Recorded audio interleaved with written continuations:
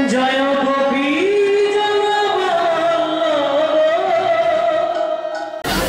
কলির পাবন অবতারী শ্রীমান গৌরহরি জগতে জীবের করকমলে যে অমীয় বস্তু নিয়ে আসলেন।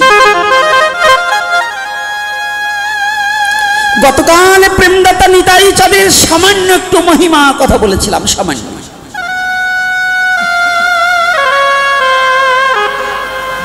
আর পাবন অবতারী গৌরহরি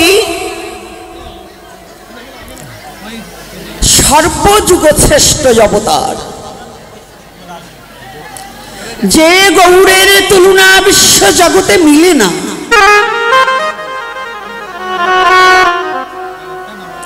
যে গৌর না আসিলে জগৎজীবের মুক্তির পথ কোনদিন জগৎজীবী খুঁজে পেত না।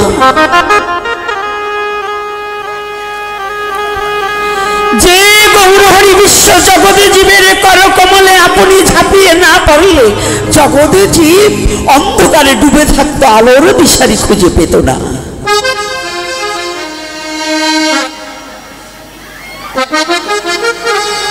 আমার সেই গৌরহরি জগৎ জীবের মুক্তির লাগিয়া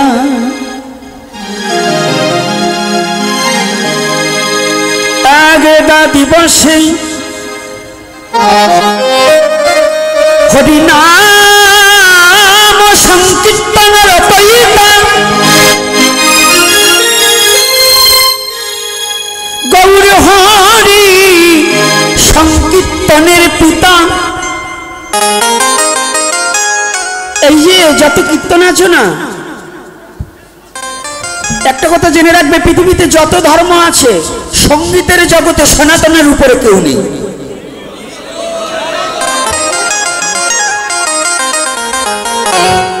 সনাতনী বেদ চারখানা বেদ বিভক্ত করে, তো বেদ একটা ছিল, কৃষ্ণ দ্বৈপায়ন বেদব্যাস চার ভাগে বিভক্ত করিয়াছেন। তো আমাদের মধ্যে বল্লাল সেনের আমল হইতে বেদকে আবার ভাগ করে জাতিগোষ্ঠীর দলে নিয়ে নিয়েছে। জাতিগোষ্ঠীর দলে নিয়েছে কি, একজন বলছে অমকের ঋগ্বেদ, অমকের যজুর্বেদ, অমকের সামবেদ, অমকের অথর্ববেদ। আদতে কিন্তু এটা নয়, এটা হচ্ছে আমাদের হিংসার একটা কৌশল।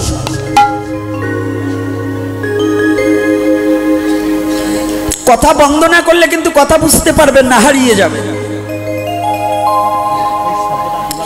এটা আমাদের সমাজের একটা কৌশল, কিন্তু চারিখানা বেদের একটা বেদকে উপেক্ষা করে কেউ চলতে পারবেন না।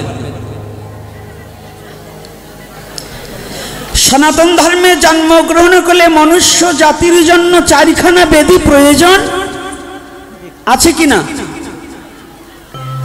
রাধে রাধে, কি বেদ প্রয়োজন আছে কিনা? তাহলে একজন বললেন আমাদের ঋগ্বেদ, তো ঋগ্বেদে তো শুধু যজ্ঞের সূত্র, যজ্ঞ আদির কথা, ওখানে তো পুজোর কথা বলা নেই। তাহলে তো আপনি পুজো করতে পারবেন না। যে বলবেন আমি যজুর্বেদ, তাহলে সেখানে শুধু পূজা পার্বণের কথাই আছে, শ্রাদ্ধ আদির মন্ত্র তন্ত্র ইত্যাদি। তাহলে তো আপনি অন্য কোনো কিছু করতে পারবেন না। যদি বলেন আমি অথর্ববেদের অনুসারী, তাহলে আপনার শুধু চিকিৎসা বিজ্ঞান। হ্যাঁ, অথর্ববেদ থেকে আয়ুর্বেদের সৃষ্টি। এই যে ভালো করে সনাতনী জাতি ভালো করে শুনে রাখুন, আজও পৌরাণিক চিকিৎসার মধ্য দিয়ে অ্যালোপ্যাথিক চিকিৎসা কিন্তু আয়ুর্বেদের বাইরে নয়, অথর্ববেদের বাহিরে নয়।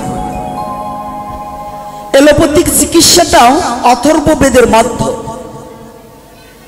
যদি বলেন কেন, এই অথর্ববেদ সমস্ত গাছের গুণ, সমস্ত মাছের গুণ, সমস্ত পশুর গুণ ওটার মধ্য লিপিবদ্ধ করা আছে। কোন পশুর মাংসে কোন কোন শক্তি, কোন গাছের পাতায় কি শক্তি, লতায় কি শক্তি, আর শিকড়ে কি শক্তি। একই গাছের ছালের শক্তি আলাদা, শিকড়ের শক্তি আলাদা। কথাটা ভালো করে বুঝবেন। সনাতনী জাতি তো বেদ কি, সনাতনী শাস্ত্র কি, এটা তো আদি অন্ত আমরা বুঝতে চাই। আমাদের মৌখিক কিছু কথা আছে, ওইটার মধ্য দিয়ে ধর্মটাকে পরিচালনা করছি, কিন্তু ধর্ম কি এটা আমরা অনেকেই মানি না। তো সনাতনী জাতির জন্য পৃথিবীতে আজকে যত গান বাজনা পৃথিবীতে হোক না কেন, এই তাল লয় সুর রাগ রাগিনী এটা সমস্ত সনাতনী আচরণ। যে ধর্ম থেকে গান গাবে, যদি কেউ গান গাইতে হয় তার সনাতনী আচরণ মানতে হবে, অর্থাৎ রাগ এবং রাগিনী, লয় সম্পাট সমস্ত কিছুই বেদের ধার্য করা নিয়ম। এটা আছে কোথায়? সামবেদে। সাম মানে গান, গান মানে ইংলিশে যারা পড়ে ওরা আবার না ভাবে যে বন্দুক, না বন্দুক নয়। গান মানে কি বন্দুক নয়? যারা ইংলিশ মিডিয়ামে পড়ে, আমি আবার গান বললে আবার ওরা আবার বন্দুকের কথা না ভাবিয়ে বসে। কিন্তু না, সনাতন কোনো হিংসা শিখায় না, সনাতন শিখায় প্রীতির বন্ধন, সনাতনের শিক্ষা দেয় ভালোবাসার আবদ্ধতা, সনাতনের শিক্ষা দেয় মানুষে মানুষে হিংসা ভুলে মনুষ্যত্ব জাগ্রতর কথা।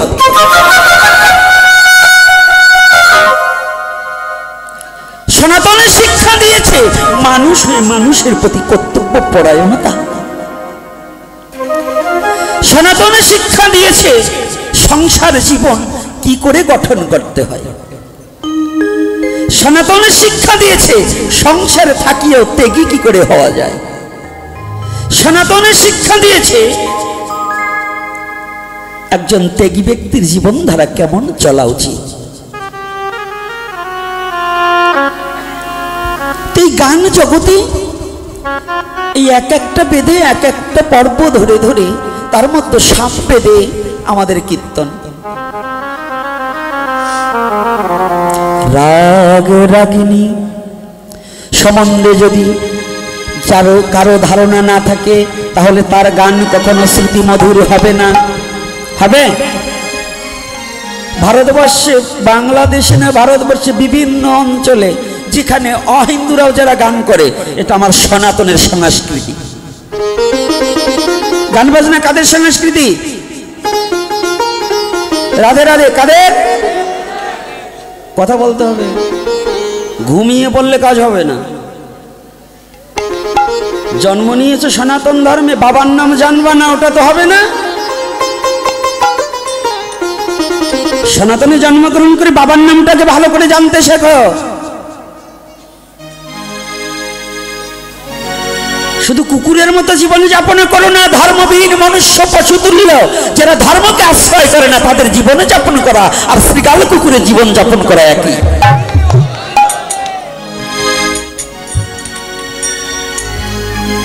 কষ্ট পাচ্ছেন কথাটাই, আর পাইলেও কিছু করবার নেই গো।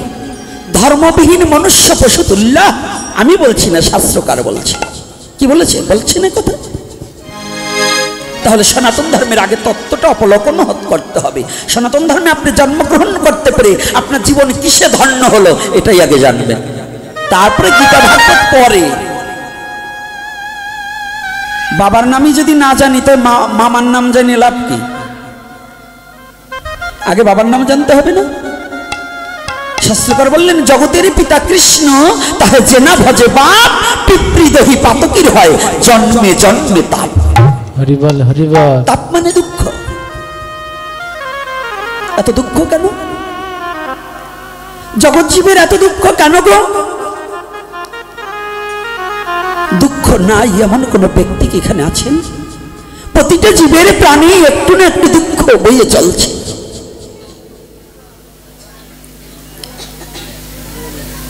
দুঃখ আছে। কেন দুঃখ? দুঃখটা চেয়ে আমি জগতে পিতা জগদীশ্বরকে ভুলে বসে আছি। আজ আমি মায়ামোহ আবদ্ধ হয়ে আমি পরম পিতাকে তুচ্ছ মনে করে ভুলের দেশে বসে আছি।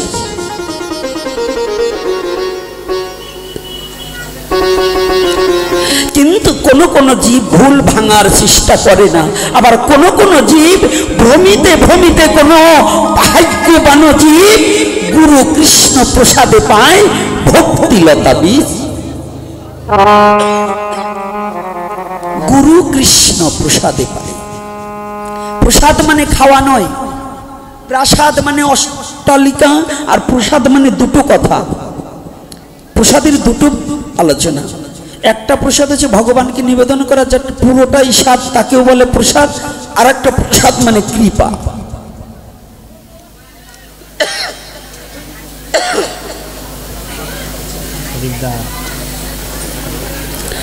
প্রসাদ মানে কৃপা। গুরু কৃষ্ণ প্রসাদে পায় ভক্তিলতা বীজ। ভ্রমিতে ভ্রমিতে মানে ভ্রমণ করিতে করিতে। ভ্রমণ মানে কি শুধু ঘুরিয়ে বেড়ালে হবে না, এখানে কি সাধু সঙ্গ করিতে করিতে যেদিন গুরু কৃপা লাভ হবে, গুরু কৃপায় যেদিন গোবিন্দের কৃপা হবে, সেদিন তোমার মানব জনম ধন্য হবে।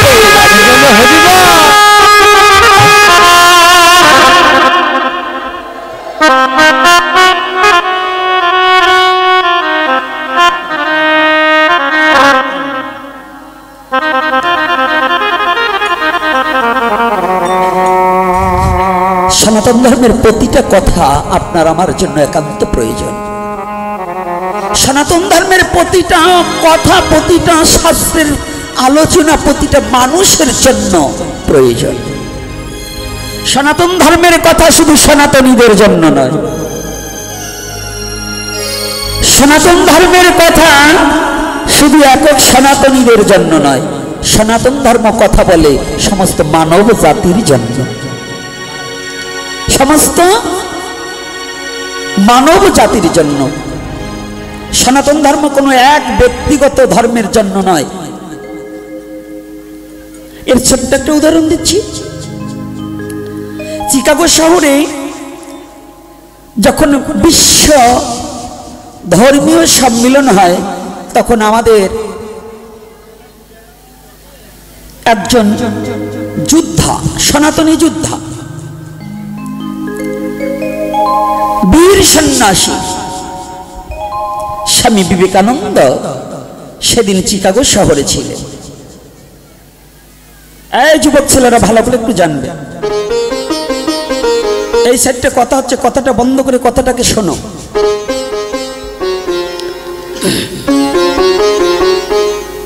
পৃথিবীর যত ধর্ম আছে সমস্ত ধর্মের সমস্ত ধর্মগ্রন্থ নিয়েছে। স্বামী বিবেকানন্দ একখানা শ্রীমদ্ ভগবদ গীতা বুকে করে নিয়ে গিয়েছে।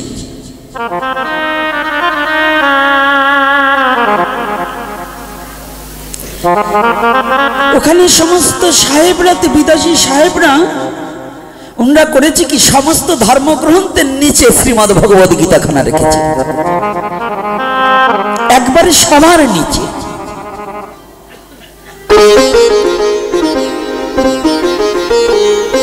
সবার নিচে যখন রেখেছে, সব ধর্মের আলোচনা হয়েছে, তাই বিবেকানন্দ তো ইয়াং বয়স, অল্প বয়স, সবাই তুচ্ছ তাচ্ছিল্য করছে। দেখবেন আমাদের সমাজেও আছে, একটা যুবক ছেলে হরিকথা বললে শুনতে চায় না, ভাবে ওই চুল পাকাটাই বেশি জানে। কিন্তু এমনও তো আছে ওই চুল পাকাটারও বদের হারি আছে না। আবার আপনাদের বলছি না, কিন্তু যারা কিছু কিছু বুড়ো আছে, বদের হারি কারা জানেন? যারা সনাতন ধর্মে জন্মগ্রহণ করেছে, বয়স হয়েছে, হরিনামের মালা জপ করেন, আবার তাস খেলে, তো এটা কি বদের হারি না? আছে কি না? আপনাদের দেশে নাই তো? আছে ওই রকম বদ আছে, হরিনাম না জপ করে তাস খেলে। আপনারা তো চেনেন নাকি? আপনারা চেনেন তো এইগুলো? আচ্ছা, তো আপনারা একটা কাজ করবেন, আপনাদের একটা নিমন্ত্রণ দিয়ে দিচ্ছি। আপনারা একদিন কারো যদি এই যে অসুস্থ টুস্থ হয়, তা আপনারা হরিসভা টভা মানুষই করেন না? করেন কি না সাধুরা? যে বৈষ্ণব সেবা দেব, তা এরপরে তো আপনারা বৈষ্ণব সেবা মানুষই করবেন না। এই আপনাদের গ্রামে যদি কারো কোনো অসুস্থতা হয় তো বলবেন আমি কিছু শয়তানের সেবা করাবো। এখন বৈষ্ণব তো দেখলেন মালা তিলকালা, তো শয়তান চিনবেন কি করে? বিবেকানন্দর কথায় যাব, তার আগে শয়তান কোটাকে চিনিয়ে দেই। যদি কেউ মানুষই করেই ফেলেন যে শয়তানের সেবা দেবো, তাই শয়তান কোটা চিনবেন কি করে? বলবো না এই শয়তান চেনার উপায় ধরিয়ে দেব কি বাবারা, তোমরা কি বলো? তো এরপরে তো শয়তানের সেবা মানুষই করবা, তো একটু কায়দায় ফেলাই নই, নাহলে তো বলা যাবে না, একবারে ডাইরেক্ট বলা যাবে না, একটু কায়দায় ফেলাই নই। শয়তান আজকে না চিনেই দিয়ে যাব না। সাধু তো চিনলেন, মালা তিলক শিখা ডোর কপিন বহির্বাস চিনলেন, কিন্তু শয়তান চিনবেন কি করে? আজকে শয়তান চিনবার কি ইচ্ছা আছে? কারা কারা চিনবেন একটু হাত উঁচু করেন তো। কয়টায় হাত তোলে না, কয় আমি তো এই কাম করি, তাই আমি যে ধরা পড়ি, তাই তো। আজকে শয়তান সনাতন ধর্মের চিনিয়ে দেব। ভাগবতে যাহা নিষিদ্ধ করছে ওই কর্ম যারা করে ওইগুলোই তো শয়তান নাকি? ভাগবত যাহা নিষেধ করেছে ওই কর্ম যদি আমি করি তাহলে আমি শয়তান নাকি? ভাগবত হচ্ছে মহাপুরাণ। ভাগবতকে কি বলা হয়েছে? অন্যগুলো শুধু পুরাণ, 18খানা হচ্ছে শুধু পুরাণ, আর ভাগবত হচ্ছে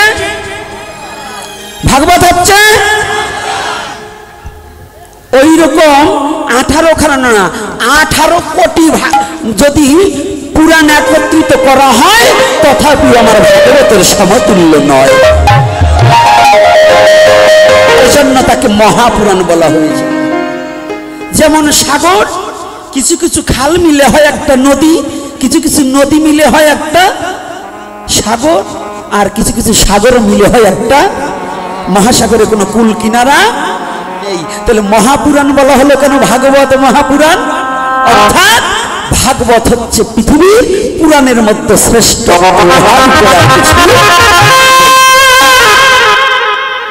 কি সাধুদের কষ্ট হচ্ছে নাকি? ভগবানের কথা বাদ দিয়ে বলছি না, না এটা ভগবানের কথার মধ্যে নয়। ভগবানকে চিনাতে হলে তো এটা বলতেই হবে। আর ভাগবতকে বলা মানে কি? সাক্ষাৎ ভগবানের কথা বলা। ভাগবতের 12 স্কন্ধ, ভগবানের 12 অঙ্গ সমান। তাহলে ভাগবতের মহিমা প্রচার করা মানে ভগবানকে প্রচার করা। রাধে রাধে। তাহলে শয়তানটা চিনিয়ে দিতে হবে না? কেউ কেউ মুসকি মুসকি হাসে, আর একদিকে তাকায়, মানে ওনার পাশে মনে হয় ওইটা বসা রয়। যাক, এই ভালো করে শুনবেন, যদি কারো শয়তানের সেবা মানুষই করেন, তারা একটা কাজ করবেন। এই কাজটা হলো এই গ্রামে যত দেখবেন হরিনাম পরিত্যাগ করে, বয়স হয়েছে কিন্তু হরিনাম করে না, ওরা মন্দিরের বারিন্দায় বসে তাস খেলায়। আছে না এরকম লোক? আর ওই মহিলাদের মধ্যে দেখবেন পানসা বায়ার এ বাড়ির কথা ও বাড়ি দিয়ে বলে। কালকে একটা দেখছি ওই জায়গা পানসা বাই এতগুলো ফেলে থুয়ে গেছে, মানে আগ ভাঙা মেশিন সাবার রাখিয়ে গেছে, রসটুক খাইয়ে গেছে।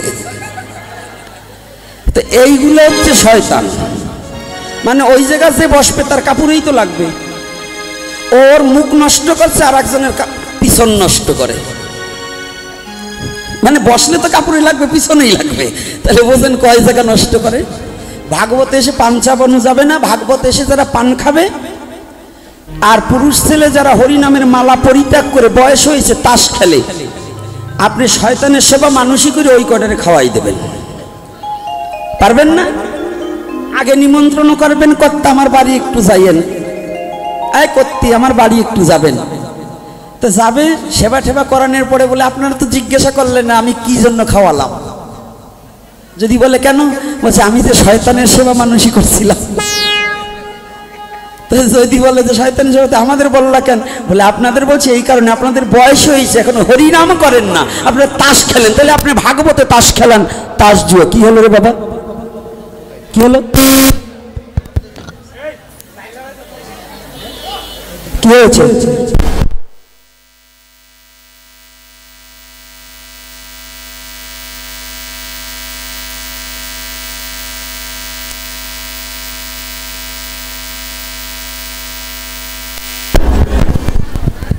জয় শ্রী রাধে। হট করে মানে কি কারেন্ট চলে গেছে? আচ্ছা আচ্ছা আচ্ছা, তারা ব্যস্ত করে, এই তো জয় শ্রী রাধে। এই ভালোর কথার সময়, আরে হরি কথা তো সারা যাবেনি শুনবা, আমি আজকে একটু পাইলেট করে যাই। তো এখন ভাগবতে কি তাস জুয়ো নিষিদ্ধ না করা যাবে? হ্যাঁ বাবারা জোরে বলুন, তাস পাশা জুয়ো, এই যে এখন যারা এই যে ইয়াং জেনারেশন, এদের আবার জুয়ো খেলা, আবার এই যে ওটার কি বলে ফ্রি ফায়ার, আরো যেন কি বলে পাবজি, ওর নামই দেশে পাবজি। ওই যারা খেলবে ওরা পাপের রাশি মাথায় করে ঘুরিয়ে বেড়াবে। এই খেলা কিন্তু সনাতন ধর্মে সম্পূর্ণভাবে বৈধ না অবৈধ? বৈধ না অবৈধ? যদি অবৈধ হয়, এইটাকে যারা স্বীকৃতি দেয় তারা তাহলে আমার সনাতন ধর্মের নয়। এজন্য বলছি, এটা আমার কোনো লাভের জন্য বলছি না, আগে সমাজ সংস্কারক কথা বলছি, তারপরে যাচ্ছি ওখানে। তাহলে যুগ উপযোগী হিসাবে কর্মসন্ন্যাসী আমার স্বামী বিবেকানন্দ, আমি প্রণাম জানাই তার শ্রীপাদ পদ্মে। সে যে মত পথের হোক ওটা আমার দেখার প্রয়োজন নাই, যে আমার সনাতনের স্বার্থে কাজ করবে আমি তাকে প্রণাম করি। তাই স্বামী বিবেকানন্দকে খেপিয়ে তোলার জন্য কিছু বহির্বিশ্বে কিছু অহিন্দু লোক এসে বলছে, যে সন্ন্যাসী তুমি যে ধর্ম প্রচারের জন্য আসছো, তোমার ধর্ম হচ্ছে সবার চেয়ে নিচু। বলছে কি করে হলো? বলছে ওই দেখো, তাকিয়ে দেখো, টেবিলের উপরে যত ধর্মগ্রন্থ রেখেছে সবার নিচে তোমার ধর্মগ্রন্থ। স্বামী বিবেকানন্দ হেসে দিয়েছে। বলছি কি বলছেন, আপনার তো ধারণ ক্ষমতা নেই, আপনার বোঝার মতো যোগ্যতাই তো নেই। বলছি কেন, আমার বোঝার যোগ্যতা নেই? বলছে হ্যাঁ, আপনার এটা বোঝার মতো যোগ্যতা নেই। নিচে থাকলেই যে সে সবার নিচু তা নয়, ছোট তা নয়। বলছি কেন? বলছে আমার শ্রীমদ্ ভগবদ গীতা হচ্ছে পৃথিবীর সমস্ত ধর্মকে ধরে আছে, তাই উনি নিচে বসে আছে। পৃথিবীর সমস্ত ধর্মকে ধরে রাখার মতো যোগ্যতা সনাতনী শ্রীমদ্ ভগবদ গীতার আছে, তাই গীতার নিচে রেখেছে। এই চাপ সহ্য করার মতো ক্ষমতা অন্য কারো নাই, তাই তারা উপরে আছে। কথা বলছে, কথাটা কি বোঝা গেছে? একটা বাচ্চাকে মা বুকের উপরে রাখে না, মার পিঠের নিচে রাখে। ও মা, বাচ্চা কোন পাশে রাখো? কথা বলো মা, তোমাদের বাচ্চা কি নিচে দিয়ে ঘুমাও না উপরে দিয়ে ঘুমাও? তাহলে বাচ্চাটাকে বুকের উপরে নিয়ে মা ঘুমায় না, বাবাটা ঘুমায় না কেন? আমি যা সইতে পারবো তা বাচ্চা সইতে পারবে না। তো সনাতনের শ্রীমদ্ ভগবত গীতা যা সইতে পারবে, পৃথিবীর আর কেউ তাহা সইতে।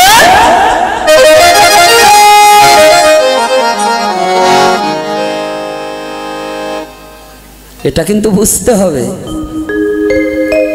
এইটাই সাধারণ ব্রেনে ঢুকবে না গো। তাহলে সংকীর্তনের রচয়িতা, সংকীর্তনের পিতাকে, সংকীর্তনের পিতাকে শ্রীকৃষ্ণ চৈতন্য মহাপ্রভু একদা ভক্তগণের সঙ্গে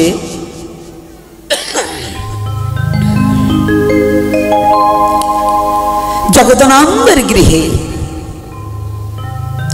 মহাভাবের প্রকাশ ঘটেছে। শুধু ভাব না, ভাব আর মহাভাবটা কেমন? এই হরিনাম যজ্ঞে আসে না, যখন নাম শুনিতে শুনিতে একটা ভাবের উদয় হয়। সবার কিন্তু হয় না। দেখবেন ছোট্ট একটা ছেলে ও হরিনাম শ্রবণ করতে করতে দুটি নয়নের জলে বক্ষ প্লাবিত করে ফেলে। আমার মতো পশু নাম শুনছে, কিন্তু নাম কর্ণ দিয়ে যাচ্ছে, কিন্তু হৃদয়ে ধারণ করতে পারছে।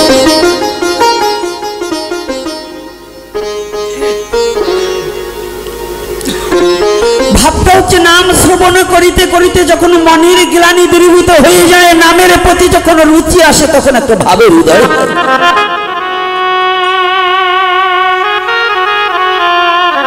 আর এই ভাব যখন প্রগাঢ় হয়, তখন হয় মহাভাব। তো মহাভাবের অবস্থা কি? ভাবে পাশের জনকে চিনা যায়, কিন্তু মহাভাবে পাশের জনকেও চিনা যায় না।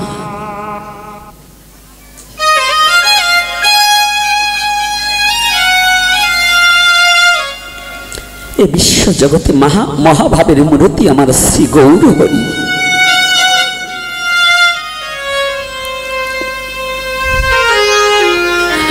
কোন মনুষ্যের মধ্যে যদি ওই মহাভাবের প্রকাশ ঘটে, অষ্টসাত্ত্বিক প্রেম বিকার তাহাকে বলে।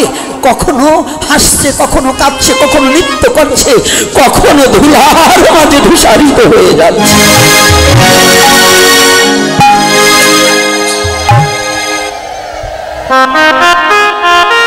কখনো কম্পন হয়,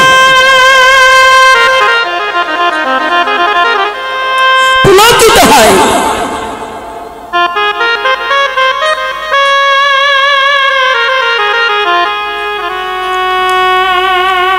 ভাবটা সহজ, কিন্তু মহাভাবটা সহজ নয়। মহাভাব কেমন জানি? যদি কোনো ভাগ্যক্রমে, যদি কোনো কারো জীবনে একবার মহাভাবের বিকাশ ঘটে, প্রকাশ ঘটে, মহাভাব সে উদয় হয়, তার দুটি নয়নে আর জড় জাগতিক কোন জীবকে দেখে না, সে নয়নে শুধু গোবিন্দ বদন দর্শন করে।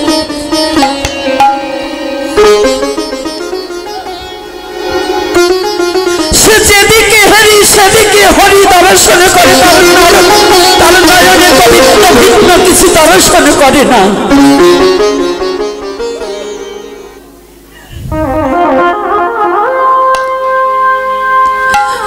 মহাভাবের উদ্দীপনা যখন হৃদয়ে মাঝে উদ্ভাসিত হয়, সে আর নিজে নিজে থাকে না। দেহখানা, এই দেহখানা অনিত্য দেহ হয়ে যায় নিত্য। অনিত্য দেহটাকে নিত্য দুটো, একটা অনিত্য আর একটা নিত্য। শ্রী বিষ্ণু নিত্য ধাম আর অনিত্য দেহ। এই দেহখানা নিত্য হয়ে যায়। নিত্য হয়ে যায় কি? এই দেহখানা তার আর থাকে না। শুদ্ধ কৃষ্ণ ভক্ত যারা, যারা কোনদিনই গোবিন্দ বিনে কিছু জানে না, যারা গোবিন্দ বিনে কিছু বোঝে না, যারা দেহ মান জীবন জৈবন গোবিন্দের চরণে সব ছেড়ে দিতে পারে, যে যার দেহ মান জীবন জৈবন ভগবানের চরণে দিয়েছে, চরণে দিয়েছে, যে মান অভিমান অহংকার ক্রোধদের সমস্ত কিছু পরিত্যাগ করেছে, পরিত্যাগ করেছে, যে জন একমাত্র বদনে কৃষ্ণ, নয়নে কৃষ্ণ, শ্রবণে কৃষ্ণ দর্শন করে।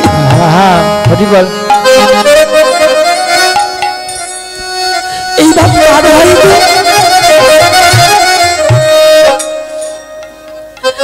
এমন মূর্তি কার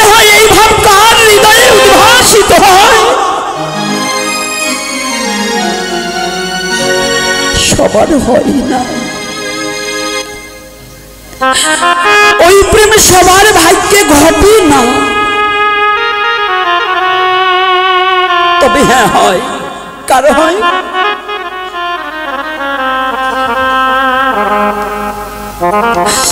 যে জন সমস্ত কিছু গোবিন্দের চরণে অর্পণ করে দিয়ে জীবনে একবার গোবিন্দের চরণ প্রান্তে দাঁড়িয়ে বলতে পারে, গোবিন্দ হে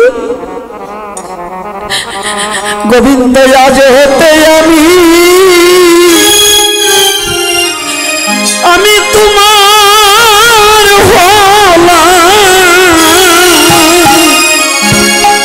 গোবিন্দ আজ হতে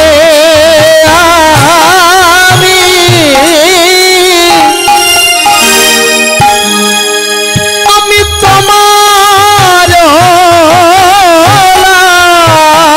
গোবিন্দ আজ হতে আমি তোমার হলাম। গোবিন্দ আজ হতে আমি তোমার রে আমার মন প্রাণ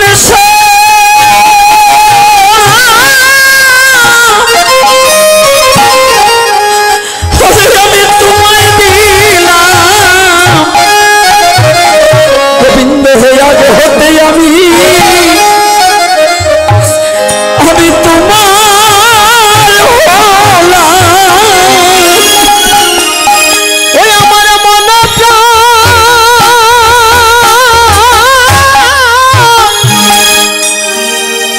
আমি তোমায় দিলাম, আমি তোমায় দিলাম। গোবিন্দ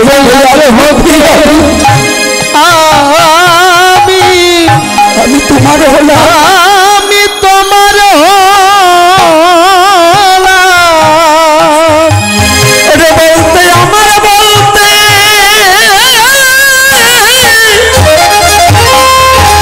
আর কি আছে। আমি আজ হতে গোবিন্দ আমি তোমার হলাম।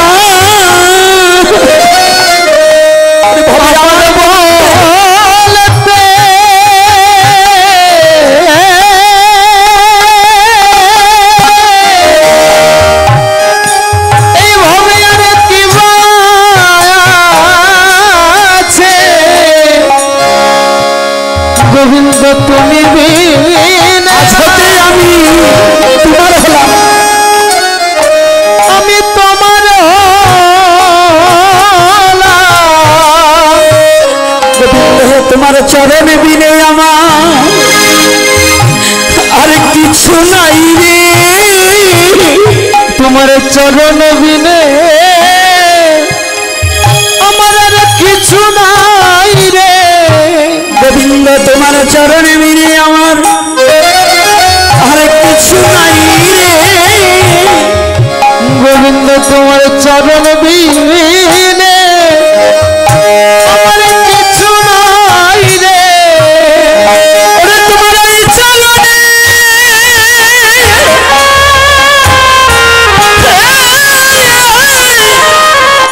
একবার আশ্রয় দাও হে। তোমার চরণে বিনে আমার কিছু নাই রে। ওই চরণ জয় শ্রীরাধে আশ্রয় দাও, আশ্রয় দাও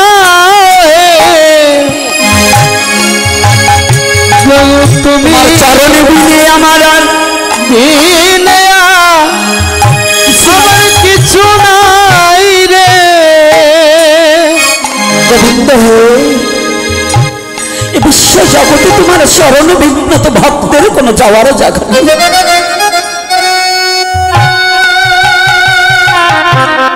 এ বিশ্ব জগতে ভগবানের চরণে ভিন্ন জগতে জীবের দাঁড়াবার জায়গা নেই। এই পুরা প্রাণ জুড়াবার কোনো জায়গা নেই।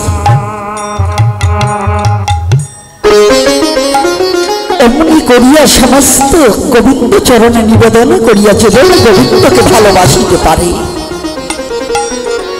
যার নয়ন দুটো গোবিন্দ বদন ছাড়া আর কিছু দর্শন করে না, সেই তো মহাভাবের অধিকারী হয়ে গেছে। সে ভাবের অধিকারী নয়, মহাভাবের অধিকারী হয়ে গেছে।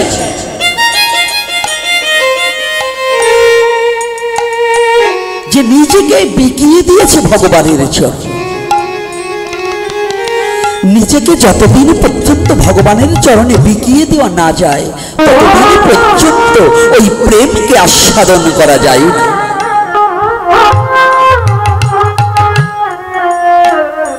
ওই প্রেমকে আস্বাদন করিতে হলে নিজেকে ভগবানের চরণে বিকিয়ে দিতে হবে, বিলিয়ে দিতে হবে।